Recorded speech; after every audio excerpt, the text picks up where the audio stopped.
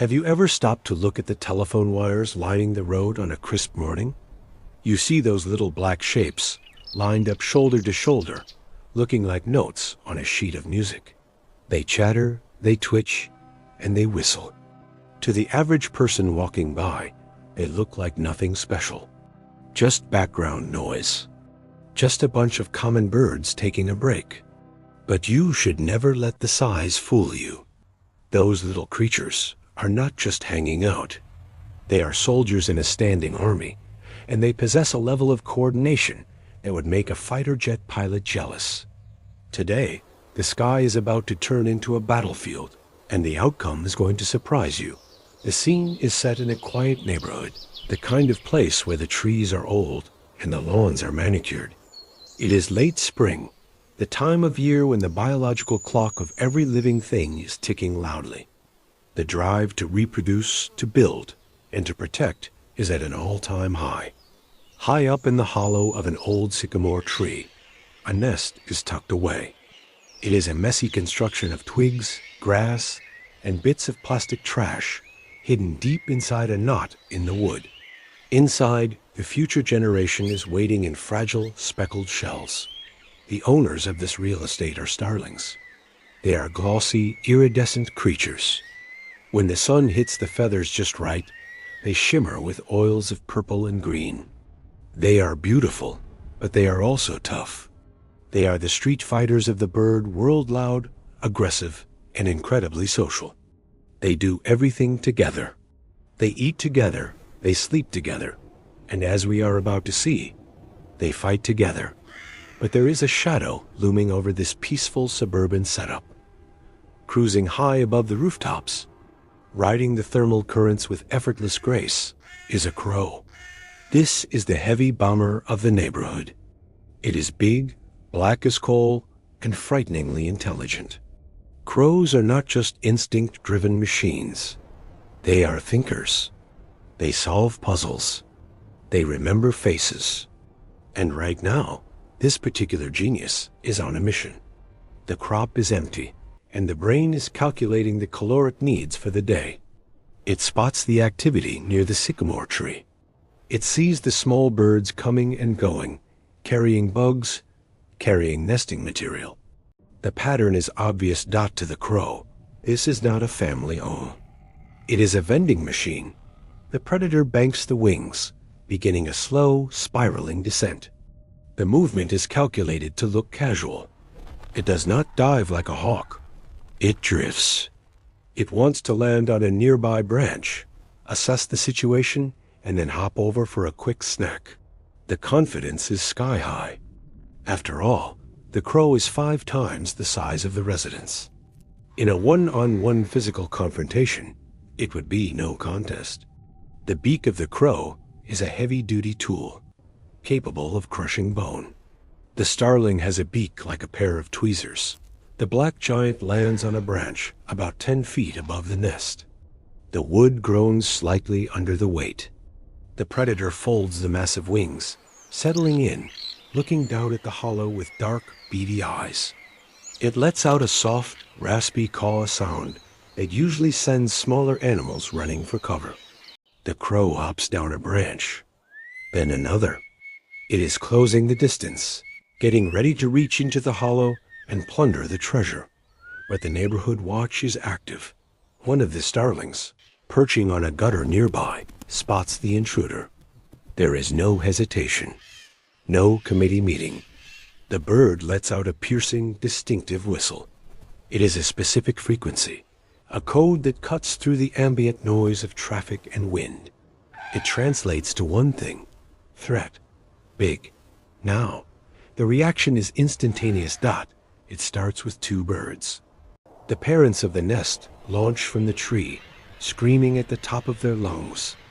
They fly directly at the face of the crow, pulling up at the last second. It is a warning shot. Back off. The crow flinches, but does not retreat. It snaps the beak at the annoying pests, looking like a grumpy giant swatting at flies. It knows it is bigger. It knows it is stronger. It takes another hop toward the nest, ignoring the screaming parents. That is the mistake. The alarm call has spread. It rippled out from the tree, bounced off the rooftops, and reached the rest of the flock feeding in a nearby park. Suddenly, the sky changes. A dark cloud lifts off from the grass. It is not smoke. It is reinforcements. A squadron of 20, maybe 30 starlings takes to the air. They move as a single liquid unit, a murmuration in attack mode. They ascend rapidly, wings beating in a furious rhythm, closing the distance to the sycamore tree in seconds.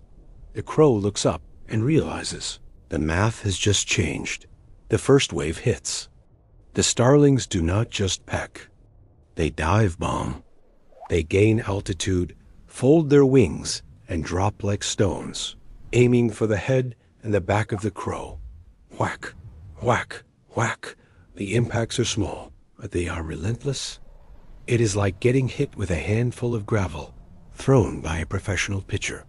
The crow caws loudly, this time in annoyance and surprise.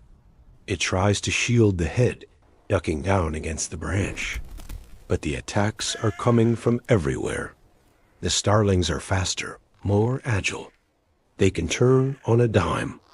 They loop around the heavy branches, using the foliage as cover, popping out to deliver a sharp peck to the crow's tail feathers before vanishing again.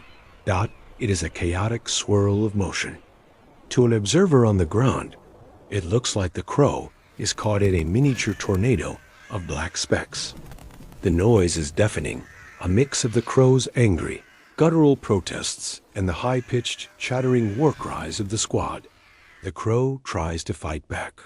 It snaps the heavy beak, trying to grab one of the attackers out of the air. But hitting a starling in mid-flight is like trying to catch a mosquito with a pair of pliers. They are too quick. They anticipate the movement. When the crow lunges left, the flock shifts right. When the crow snaps up, the attack comes from below. The intelligence of the flock is on full display. They are taking turns. While one group dives, the other climbs to reset for the next run. It is a continuous cycle of harassment. There is no break. There is no moment for the predator to catch a breath or formulate a plan. The mental load on the crow is overwhelming. It came here for an easy meal, not a high-intensity combat simulation. The crow is getting frustrated. The dignity is evaporating. The feathers are getting ruffled, quite literally. A few black plumes drift down to the grass below, collateral damage from the skirmish. The predator realizes that even if it manages to get to the eggs, it will probably lose an eye in the process. The cost-benefit analysis is crashing. The giant decides to bail out. It pushes off the branch, opening the massive wings to take flight, hoping to outrun the pests. But the squad is not done. They do not just defend the territory. They enforce the border. As the crow takes off, the flock stays with it. They form a tight escort surrounding the larger bird. They nip at the wingtips. They dive in front of the flight path, forcing the crow to break the aerodynamic flow. The crow wants to soar, to glide away, but the harassment forces it to flap hard, earning precious energy. It is an aerial walk of shame. The chase continues over the rooftops, across the street, and over the park. The starlings are relentless. They are screaming the whole way, broadcasting the location of the predator to every other bird in the zip code. Here is the thief. Look at the thief running away. The crow is flying erratically, dipping and swerving, trying to shake the tail. It looks clumsy, panicked. The apex predator of the backyard has been reduced to a fleeing victim. Finally, after what feels like a marathon, the crow crosses an invisible line, the edge of the starling's territory. The flock peels off. It is a synchronized break. One moment they are swarming. The next, they all bank right and head back toward the tree. They leave the crow to disappear into the distance. A smaller, darker speck against the gray clouds, likely looking for a much quieter, less defended place to find lunch. The squadron returns to the sycamore tree. The landing is chaotic and loud. They settle onto the branches, chattering excitedly. The adrenaline is still pumping. The feathers are puffed up. They preen each other, checking for damage, reinforcing the social bonds. Did you see that? We got the giant. Nobody messes with the crew. The parents hop back to the hollow. They check the nest. The eggs are safe. The silence returns to the neighborhood, but the vibe has changed. The starlings look a little sharper, a little prouder. They sit on the telephone wires again, resuming the formation. To the person walking below, they are just birds on a wire. But up there, in the canopy, they are the undisputed champions of the airspace. The tiny titans that took down a giant and won. The wind rustles the leaves, and the cycle continues. But for today, the fortress is secure.